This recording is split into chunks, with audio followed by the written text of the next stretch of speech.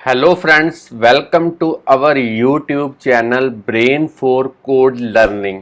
तो आज का जो हमारा टॉपिक है iOS एप्लीकेशन डेवलपमेंट के अंदर वो है किस तरीके से हमने एक्टिविटी इंडिकेटर, जिसको हम लोडर आइकॉन या फिर स्पिनर भी कहते हैं, उसको हमने यूज़ करना है कलेक्शन व्यू के अंदर, ताकि जब तक हमारी जो इमेजेस हैं वो किसी वेब एपीआई से डाउनलोड हो, तब तक हम यूज़र को एक टास्क प्रोग्रेस के बारे में जो इंटीमेशन है वो एक्टिविटी इंडिकेटर से दे पाएँ। तो चलिए, मेरे पास सिमुलेटर के अंदर जो लाइव रनिंग एग्जांपल है, पहले मैं इसकी वर्किंग आपको बता देता हूँ, फिर मैं आपको बताऊंगा कैसे आप बड़े ही इजी एंड सिंपल वे के साथ इस तरीके की जो एग्जांपल्स हैं वो अपनी iOS डिवाइसेस के लिए एक्स कोड के अंदर स्विफ्ट लैंग्वेज की हेल्प के साथ जो है वो डेवलप कर पाएंगे। तो चलिए, यहाँ पे आप देख सकते हैं, मैंने सिमुलेटर के अंदर आप देख सकते हैं किस तरीके से ये जो एक्टिविटी इंडिकेटर है आपको नज़र आ रहा होगा। यहाँ पे मेरी जो इंटरनेट की स्पीड है वो कुछ ज़्यादा है, इसीलिए जो एक्टिविटी इंडिकेटर है वो थोड़ी देर के लिए डिस्प्ले हो रहा है यहाँ पे, जब तक इमेजेस जो हैं वो डाउनलोड नहीं हो पाती। तो ये सारी इमेजेस जो हैं वो मैंने एक वेब एपीआई में मैं आपको बता देता हूँ। dog.ceo एक वेबसाइट है जहाँ पे आप डॉग्स की रैंडमली इमेजेस या फिर ब्रीड के अकॉर्डिंगली जो इमेजेस हैं उनको डाउनलोड वेब एपीआई से असेस करके डाउनलोड करवा सकते हैं। तो मैंने इस वेब एपीआई को यूज़ किया है, यहाँ पे आप देख सकते हैं उसका लिंक। और इस वेब एपीआई से मुझे ये सभी यूआरएल जो है वो रिसीव होते हैं जेसन फॉर्मेट में। और अगर मैं हर एक यूआरएल को आपको यहाँ पे दिखाऊं, एक यूआरएल मैं कॉपी करता हूँ और यहाँ पे पेस्ट करता हूँ और आपको दिखाता हूँ कि ये किसी ना किसी डॉग की इमेज जो है वो होंगी। और इन्हीं इमेजेस को मैंने यहाँ पे डाउनलोड किया है और आप देख सकते हैं, अगर मैं फास्टली स्क्रॉल करता हूं तो मेरा जो एक्टिविटी इंडिकेटर है वो आपको थोड़ी देर के लिए नज़र आ रहा होगा। तो चलिए, इसको मैं थोड़ा सा स्लो कर देता हूं ताकि आप एग्जैक्टली देख पाएँ। तो मैं यहाँ पे एक स्लीप वाली जो कमांड है इसको मैं यहाँ पे एक्टिवेट कर देता हूँ। अब आप देख पाएंगे क्लियरली कि एक्टिविटी इंडिकेटर किस तरीके से यहाँ पे वर्क करता है।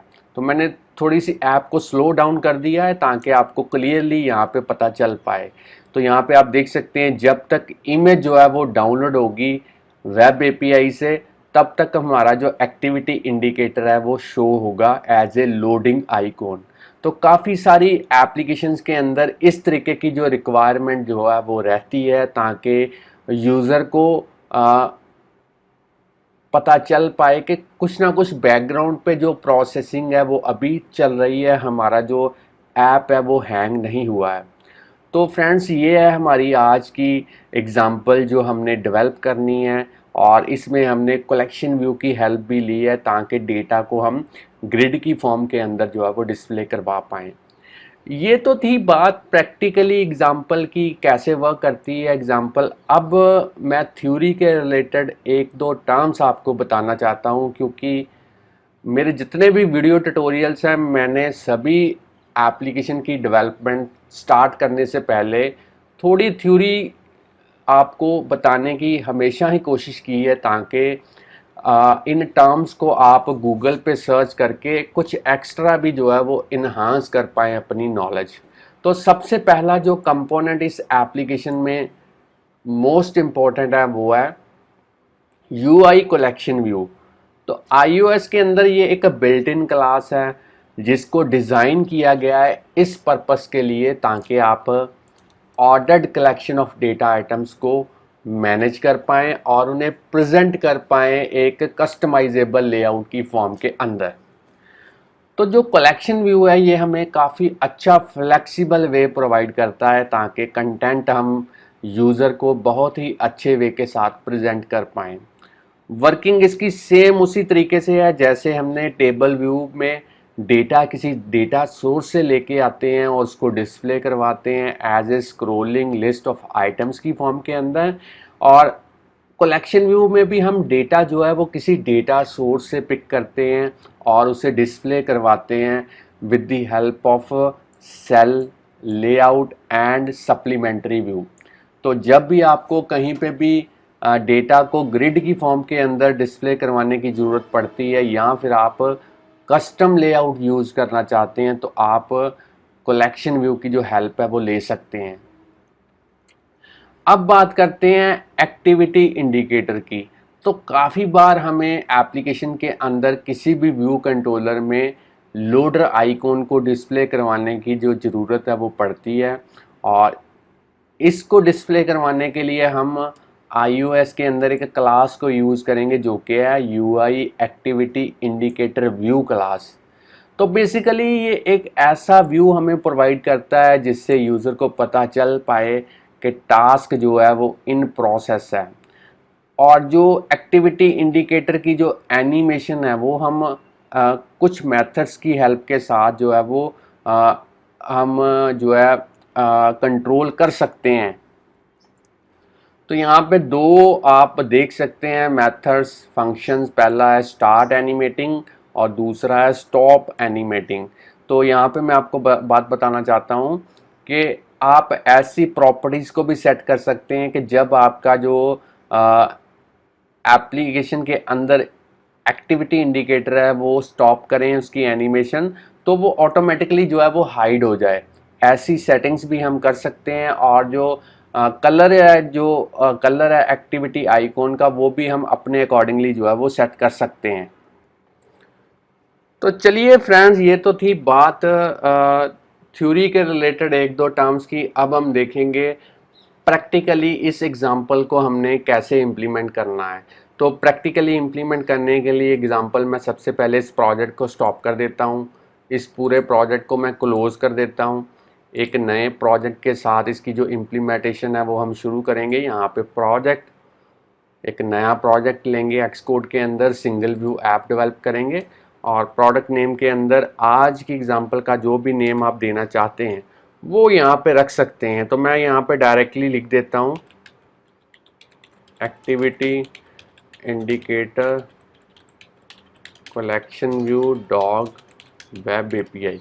इस तरीके से एक नेम प्रोवाइड कर देता हूँ, और बाकी सेटिंग्स आपने डिफ़ॉल्ट रहने देनी है, और जो लैंग्वेज हम यूज़ करेंगे वो हम करेंगे स्विफ्ट। अब हम नेक्स्ट पे क्लिक करते हैं, और अपने लैपटॉप के अंदर कहीं पे भी एक फ़ोल्डर जो है वो आप अपने अकॉर्डिंगली क्रिएट कर लीजिए, ताकि आज की एग्ज़ाम्पल का जो सारा सोर्स कोड है उस पर्टिकुलर फ़ोल्डर के अंदर जो है वो सेव हो पाए। तो मैं एक फ़ोल्डर क्रिएट कर देता हूँ, और इसमें पूरे का पूरा प्रोजेक्ट जो है वो मैं क्रिएट कर देता हूँ। अब आप देख सकते हैं मेरा जो प्रोजेक्ट है वो क्रिएट हो चुका है। अगर मैं आपको बिल्ड सेटिंग्स के अंदर दिखाऊं, तो जो स्विफ्ट का वर्जन है वो है यहाँ पे 5, और अगर बात करें एक्स कोड की तो ये है 10.2.1, और जो मेरे पास लैपटॉप है ये है मैकबुक एयर। आगे बढ़ने से पहले मैं आपको बताना चाहता हूं, अगर आप इस चैनल के ऊपर नए हैं, चैनल की वीडियो पहली बार देख रहे हैं, तो जल्दी से इस चैनल को सब्सक्राइब कर लें, क्योंकि इस चैनल के ऊपर हम डेली प्रोग्रामिंग के रिलेटेड जो वीडियो ट्यूटोरियल्स हैं उनके जो सबसे बढ़िया मेथड्स हैं वो अपलोड करते रहते हैं, जिससे आपको प्रोग्रामिंग सीखने और समझने में काफ़ी हेल्प मिलेगी। और इनकेस कहीं पे भी आपको कोई प्रॉब्लम आती है तो आप हमें यूट्यूब की वीडियो के नीचे या फिर हमें ईमेल के थ्रू कमेंट कर सकते हैं। हम कोशिश करेंगे आपकी जो क्वेरी होगी उसका जो रिस्पांस है वो जितनी जल्दी हो सके आपको दे पाएँ। तो फ्रेंड्स, अब हमने मेन डॉट स्टोरी बोर्ड के अंदर जाना है, और अपनी ऐप का जो ग्राफिकल यूज़र इंटरफेस है वो यहाँ पे रेडी करना है। तो मैं ऑब्जेक्ट लाइब्रेरी के थ्रू यहाँ पे सर्च करूँगा कलेक्शन व्यू, और इस कलेक्शन व्यू को ड्रैग एंड ड्रॉप करते हैं स्टोरी बोर्ड के ऊपर। और यहाँ पे अब मैं इसके ऊपर कंस्ट्रेंट्स अप्लाई करूँगा। फॉर कॉर्नर्स पे 0 मैं वैल्यू ऐड करूँगा और अप्लाई करूँगा एज ए कंस्ट्रेंट। अब मैंने एट्रीब्यूट इंस्पेक्टर के अंदर जाना है, यहाँ पे कोई सेटिंग नहीं है पेंडिंग। साइज़ इंस्पेक्टर के अंदर इस सेल का जो साइज़ है वो मैंने करना है width 200, height 200, minimum spacing cell के लिए 5, लाइंस के लिए 5, सेक्शन इनसेट टॉप पे 2, बॉटम पे 0, लेफ्ट पे 2, राइट पे 2। इस तरीके की जो कॉन्फ़िगरेशन है वो आपने कर देनी है। अब इस कलेक्शन व्यू का जो डेलीगेट एंड डेटा सोर्स है वो हमने कॉन्फ़िगर करना है। तो उसके लिए कलेक्शन व्यू को सिलेक्ट करेंगे, कीबोर्ड पे कंट्रोल की को प्रेस करते से ड्रैग एंड ड्रॉप करेंगे, और सबसे पहले डेटा सोर्स, फिर से कंट्रोल की को प्रेस करते हुए ड्रैग एंड ड्रॉप, अब हम करेंगे यहाँ पे डेलीगेट। अब हमने ऑब्जेक्ट लाइब्रेरी के थ्रू एक इमेज को यहाँ पे इमेज व्यू को ड्रैग एंड ड्रॉप करना है कलेक्शन व्यू के सेल के अंदर, और इस इमेज व्यू का जो साइज़ है वो हम करेंगे विड्थ 180 और हाइट भी 180। इस तरीके की जो कॉन्फ़िगरेशन है वो आपने कर देनी है और इसको बिल्कुल एग्जैक्टली सेंटर में जो है वो आपने लेके आना है। और इसके ऊपर जो कंस्ट्रेंट्स हैं वो अप्लाई कर देते हैं इमेज के ऊपर। सबसे पहले इस चेक बॉक्स को अनचेक करना है आपने, टॉप, लीडिंग, ट्रेलिंग और हाइट यहाँ पे सेट करनी है और अप्लाई करने हैं 4 कंस्ट्रेंट्स इस इमेज व्यू के ऊपर।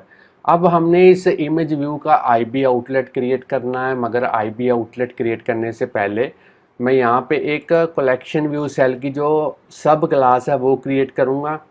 तो यहाँ पे नई फाइल ऐड करते हैं, कोकोआ टच क्लास होगी।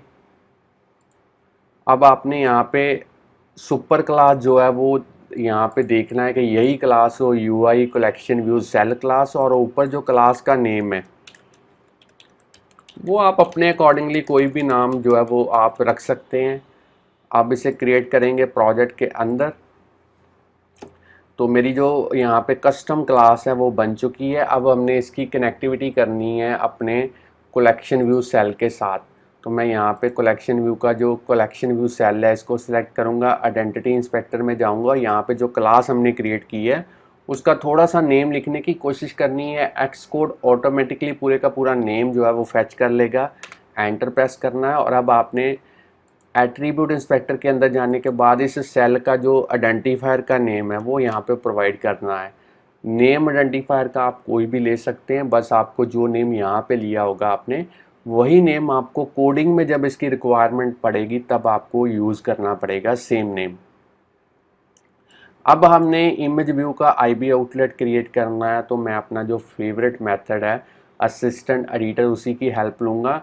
तो मैं यहाँ पे क्लिक करता हूँ असिस्टेंट एडिटर पे, साइड वाले पैनल्स को हाइड कर देता हूँ ताकि आप क्लियरली यहाँ पे देख पाएँ। तो बाय डिफ़ॉल्ट जो क्लास यहाँ पे ओपन हुई है वो है व्यू कंट्रोलर क्लास। तो अब हम क्योंकि बाय डिफ़ॉल्ट क्लास ओपन हो चुकी है तो हमने एक और आईबी आउटलेट क्रिएट करना था कलेक्शन व्यू का। तो लगे हाथ चलिए यहाँ पे पहले कलेक्शन व्यू का ही जो आईबी आउटलेट है वो क्रिएट कर लेते हैं। तो यहाँ पे मैं कलेक्शन व्यू को सिलेक्ट करूँगा, कीबोर्ड पे कंट्रोल की को प्रेस करते हुए ड्रैग एंड ड्रॉप, और यहाँ पे मैं लिखूँगा कोई भी नेम आप आईबी आउटलेट का यहाँ पे रख सकते हैं और इसे कनेक्ट कर देते हैं। अब हमने यहाँ पे ऑटोमेटिक की जगह पे मैनुअल के थ्रू जो क्लास ओपन करनी है वो हमने करनी है my collection view cell class, और इसके अंदर जो इमेज व्यू का जो आईबी आउटलेट है वो यहाँ पे हम क्रिएट करेंगे। इमेज को सिलेक्ट करेंगे, कंट्रोल की को प्रेस करते हुए ड्रैग एंड ड्रॉप, और यहाँ पे हम लिखेंगे माई इमेज व्यू, और इसे भी जो है वो हम कनेक्ट कर देते हैं। तो फ्रेंड्स आप देख सकते हैं मैंने जो ग्राफिकल यूज़र इंटरफेस है वो यहाँ पे रेडी कर दिया है। स्टैंडर्ड एडिटर के अंदर चलते हैं, साइड वाले पैनल्स को अनहाइड करते हैं और हर एक फाइल को यहाँ पे सेव करते हैं ताकि कोडिंग करते वक्त हर एक कॉन्फ़िगरेशन की जो रेफरेंस है वो हमें कोडिंग में मिल पाए। अब अगर मैं आपको ओरिजिनल ऐप यहाँ पे रन करके दिखाऊं तो यहाँ पे मैं आपको दिखा देता हूँ पहले।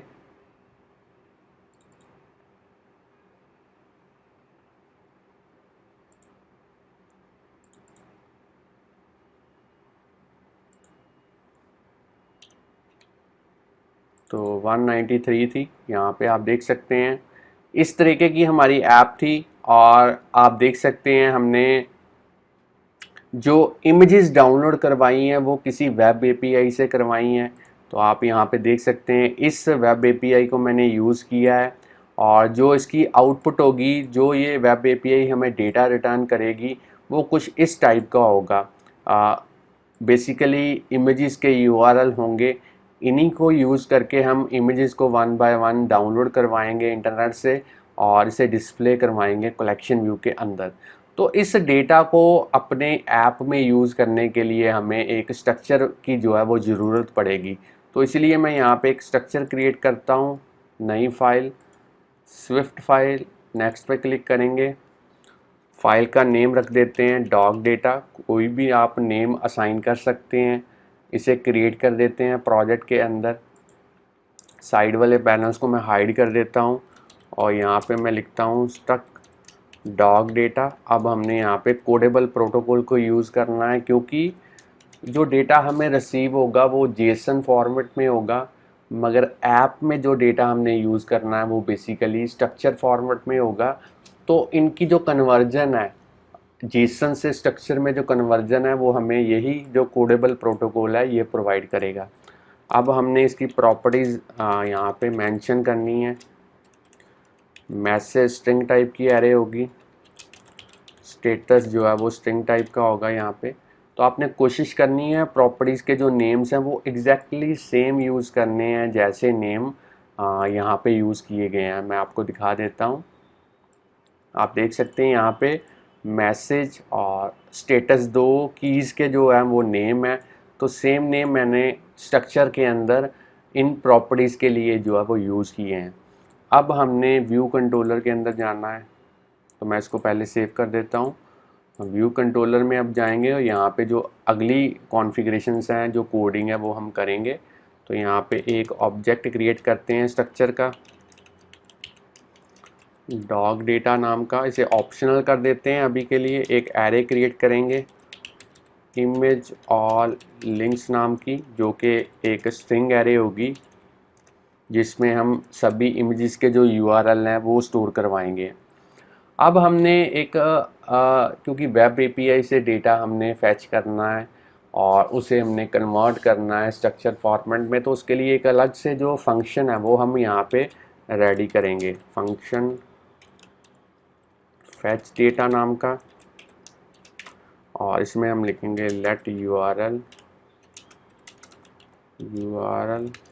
स्ट्रिंग, और यहाँ पे जो वेब एपीआई का यूआरएल है वो प्रोवाइड करेंगे। यहाँ से कॉपी करते हैं इसको और यहाँ पे हमने इसको पेस्ट करना है।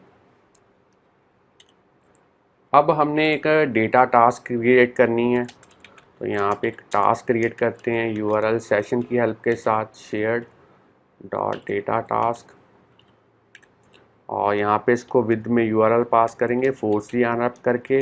कंप्लीशन हैंडलर में 3 तरीके का जो डेटा है वो हम प्रोसेस करेंगे। और अब हमने यहाँ पे जहाँ पे आपका कंप्लीशन हैंडलर कंप्लीट हो रहा है उसके बाद हमने इस टास्क को जो है वो रिज्यूम करना है, और यहाँ पे गार्ड स्टेटमेंट यूज़ करेंगे वैलिडेशन के लिए। अगर गार्ड स्टेटमेंट प्रॉपरली डेटा को वैलिडेट कर पाती है तो आगे बढ़ेंगे, नहीं तो हम एल्स में यहाँ पे हमारे पास जो एरर है वो निकल के आएगी। तो मैं यहाँ पे आपको दिखा देता हूँ।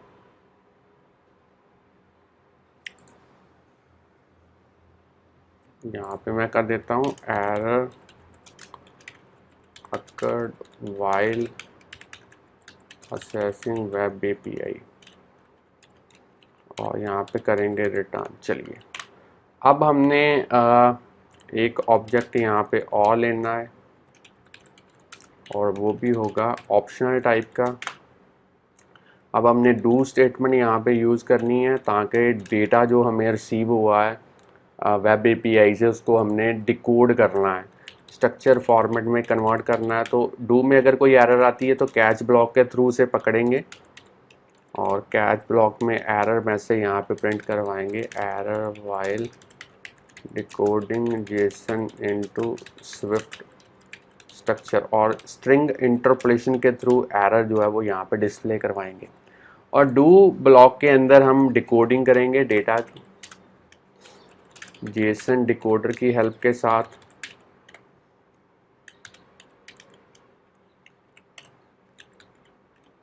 और फ्रॉम डेटा, चलिए अब आप देख सकते हैं। अब हमने जो ये वाला हमें स्ट्रक्चर ऑब्जेक्ट मिला है, इसको हम इसे असाइन करेंगे डॉग ऑल डेटा में। तो उसके लिए कैच ब्लॉक के बाद हमने यहाँ पे करना है self dot dog all data equal to dog object. और अब हमने सारी इमेजेस के जो लिंक्स हैं वो डॉग इमेज ऑल लिंक्स वाली एरे में डालने हैं इस तरीके से। डॉग ऑल डेटा फोर्स दी अनरैप मैसेज। और क्योंकि हमने अब कलेक्शन व्यू को अपडेट करना है, रीलोड करना है, तो क्योंकि हम कंप्लीशन हैंडलर में काम कर रहे हैं, हमें अपने मेन थ्रेड में ही हम चेंजेस कर सकते हैं। यूआई एलिमेंट्स के अंदर हम डायरेक्टली किसी कंप्लीशन हैंडलर के अंदर किसी यूआई एलिमेंट में चेंजेस नहीं कर सकते। तो चेंजेस करने के लिए हमें मेन थ्रेड के अंदर जाना पड़ेगा। तो उसके लिए मैं यहाँ पे लिखता हूँ dispatch Q dot main dot async, और इसके अंदर हम लिखेंगे सेल्फ डॉट माई कलेक्शन व्यू डॉट रीलोड, इस तरीके से। तो फ्रेंड्स, मेरा जो ये वाला फैच डेटा वाला जो फंक्शन है वो हमारा रेडी हो चुका है। आप चाहें तो वीडियो को पहले यहाँ पे पॉज करके कोडिंग नोट डाउन कर सकते हैं, और अब आप वीडियो को यहाँ से लेके यहाँ तक पॉज करके इसकी कोडिंग जो है वो नोट डाउन कर सकते हैं। अब मैं इस फैच डेटा को कॉल कहाँ पे करूँगा, व्यू डिड लोड के अंदर कॉल करूँगा, ताकि जैसे ही आपकी ऐप स्टार्ट हो तो ऑटोमेटिकली जो फैच डेटा फंक्शन है वो कॉल होना चाहिए। अब हमने, क्योंकि यूआरएल तो हमें मिल चुके हैं वेब एपीआई से इमेजेस के, और हमने उन सभी इमेजेस को डाउनलोड करवाना है, तो डाउनलोड करवाने के लिए यहाँ पे अलग से हम जो एक्सटेंशन है वो यूज़ करेंगे। तो यहाँ पे मैं लिखूँगा यूआई इमेज व्यू, और यहाँ पे एक फंक्शन क्रिएट करते हैं। फंक्शन का नेम रखेंगे download image from URL as a parameter, इसको पास करेंगे। अब हमने यहाँ पे लिखना है activity indicator UI activity indicator view, और यहाँ पे स्टाइल उसका हम यूज़ करेंगे ग्रे। अब हमने एक्टिविटी इंडिकेटर का जो फ्रेम है वो यहाँ पे स्पेसिफाई करना है CG रेक्ट के थ्रू। x की वैल्यू 0, y की 0, विड्थ हम यूज़ करें 64, हाइट भी 64। अब हमने उसकी प्रॉपर्टी एक्टिविटी इंडिकेटर की वो यहाँ पे ट्रू करनी है, हाइड व्हेन स्टॉप।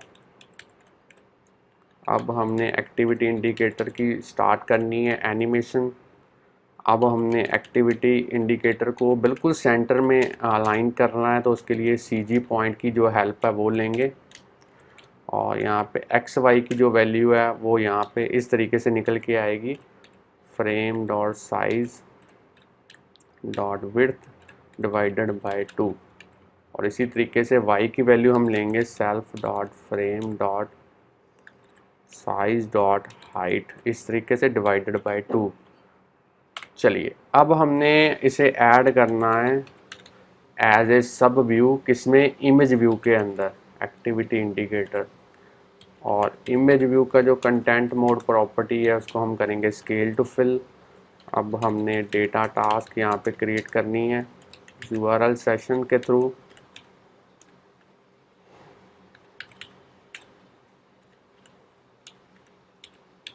और कंप्लीशन हैंडलर में हम 3 तरीके का डेटा जो है वो प्रोसेस करेंगे।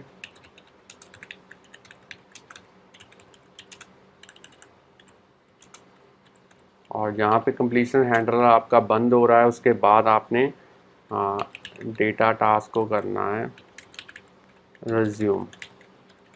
चलिए, अब हम सबसे पहले गार्ड स्टेटमेंट यूज़ करेंगे डेटा को वैलिडेट करने के लिए।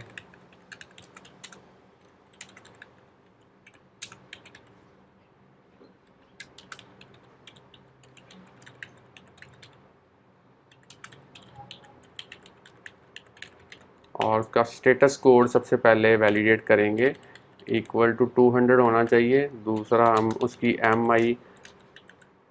ME टाइप जो है वो यहाँ पे वैलिडेट करेंगे।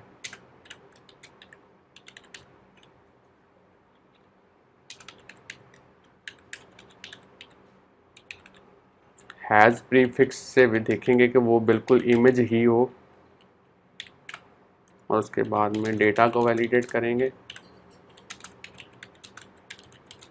एरर को नील चेक करवाएंगे, अगर ये भी वैलिडेट हो जाता है तब हम इमेज को सेट करेंगे, UI इमेज से कन्वर्ट करेंगे डेटा से लेके डेटा। और अगर डेटा गार्ड स्टेटमेंट से वैलिडेट नहीं होता तो हम डायरेक्टली रिटर्न करेंगे। और अब हमने मेन यूआई एलिमेंट जो कि हमारा इमेज व्यू है, उसमें जो इमेज डाउनलोड होके सेट हुई है वो हमने उसको असाइन करनी है। तो हम उसके लिए डिस्पैच क्यू के जो मेन थ्रेड है उसमें जाएंगे, क्योंकि मैंने बताया ही था कि जब भी कंप्लीशन हैंडलर के थ्रू आपने किसी भी यूआई एलिमेंट में चेंजेस करनी है तो आपको जो है डिस्पैच क्यू के मेन थ्रेड में जो है वो जाना पड़ेगा। और एक्टिविटी इंडिकेटर की जो एनिमेशन है उसको हम स्टॉप करेंगे यहाँ पे। चलिए, तो फ्रेंड्स जो हमारा यहाँ पे यूज़र डिफाइंड फंक्शन है वो भी हमने यहाँ पे क्रिएट कर दिया है। अब हमने जो कोडिंग करनी है वो बेसिकली करनी है कलेक्शन व्यू को इम्प्लीमेंट करने के लिए। आप चाहें तो वीडियो को यहाँ से यहाँ तक पॉज कर सकते हैं, इसकी कोडिंग नोट डाउन कर सकते हैं, या फिर आप वीडियो को यहाँ से यहाँ तक पॉज करके इसकी कोडिंग जो है वो नोट डाउन कर सकते हैं। अब जो कोड मैं लिखने जा रहा हूँ वो वैसे काफ़ी बार मैं अपने चैनल के ऊपर वीडियो जो है वो बना चुका हूँ, तो इसलिए मैं डायरेक्टली यहाँ पे कोडिंग स्टार्ट करता हूँ। Extension view controller UI collection view data source UI collection view delegate UI collection view delegate flow layout. ये 3 प्रोटोकॉल्स हमने यूज़ करने हैं और इनको कंफर्म करने के लिए हमें इनके जो कंपलसरी मेथड्स हैं वो कोड करने पड़ते हैं। तो सबसे पहला कलेक्शन व्यू का फंक्शन है जिसमें आप देख सकते हैं नंबर ऑफ़ आइटम्स जो हैं वो सेक्शन के अंदर कितनी होनी चाहिए। तो यहाँ पे हम रिटर्न करेंगे जो हमारी डॉग इमेज ऑल लिंक वाली एरे थी उसमें जितने नंबर ऑफ़ एलिमेंट्स होंगे उतने नंबर ऑफ़ आइटम्स जो हैं वो कलेक्शन व्यू के अंदर होंगी। अब हमने सेकंड फंक्शन जो कलेक्शन व्यू का करना है वो करना है सेल फॉर आइटम। इस तरीके का जो पैरामीटराइज आप देख सकते हैं फंक्शन, उसमें हमने हर एक सेल को कैसे उसमें डेटा डिस्प्ले करवाना है उसके लिए कोड लिखेंगे। और यहाँ पे लिखेंगे सेल इंडेक्स पाथ और इसको टाइप कास्ट करेंगे हम my collection view cell class के थ्रू। अब आप कहेंगे यहाँ पे सेल हमने कहाँ से यूज़ किया, तो मैं आपको दिखा देता हूँ कि जब हमने कलेक्शन व्यू के अंदर सेल को कॉन्फ़िगर किया था तो उसके आइडेंटिफायर का नेम हमने यहाँ पे लिखा था सेल। तो सेम नेम अब हमने कोडिंग के अंदर जो है वो यहाँ पे यूज़ किया है। अब हम करेंगे यहाँ पे लेट यूआरएल इमेज और डेटा कहाँ से आएगा, डॉग ऑल इमेजेस में से आएगा, इंडेक्स पार्ट रो। और अब हम यहाँ पे करेंगे cell dot my image dot download image कहाँ से, यूआरएल इमेज से। इसको फोर्सली अनरैप करेंगे। अब हमने कॉर्नर जो इमेजेस के हैं वो राउंड करने हैं थोड़े से, तो यहाँ पे कॉर्नर रेडियस वाली प्रॉपर्टी में लिखेंगे 50 और अब हम इस सेल को करेंगे रिटर्न। चलिए, तो ये भी हमारा जो फंक्शन है वो तकरीबन कंप्लीट हो चुका है। अब आप देख सकते हैं हमने डेटा को एक ग्रिड की फॉर्म के अंदर डिस्प्ले करवाया है और हर एक सेल जो है वो इक्वल विड्थ का है और हर एक रो में 2 सेल्स हैं। तो उसके लिए हम यहाँ पे एक और जो फंक्शन है वो यहाँ पे कोड करेंगे साइज़ फॉर आइटम।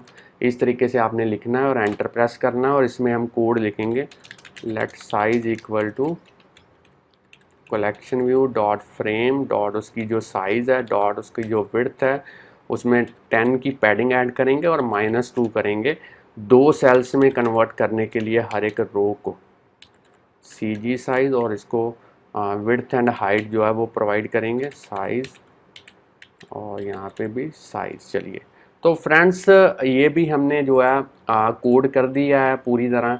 तो आप चाहें तो वीडियो को यहाँ से यहाँ तक पॉज करके इसकी कोडिंग जो है वो नोट डाउन कर सकते हैं। अब होता क्या है, कई बार जब हम इन इमेजेस को इस ऐप को डायरेक्टली फास्टली स्क्रॉल करेंगे तो हो सकता है इमेजेस रिफ्लेक्ट ऐसी हों कि पहले कोई और इमेज हो और उसके ऊपर कोई और इमेज रिफ्लेक्ट करे। तो इस चीज़ से बचने के लिए हम यहाँ पे एक और कोड यहाँ पे लिखेंगे। उसके लिए माई कलेक्शन व्यू सेल में चलते हैं ताकि इमेजेस जो हैं वो एक दूसरे के ऊपर रिपीट ना हो। तो यहाँ पे एक फंक्शन जो है वो हम ओवरराइड करेंगे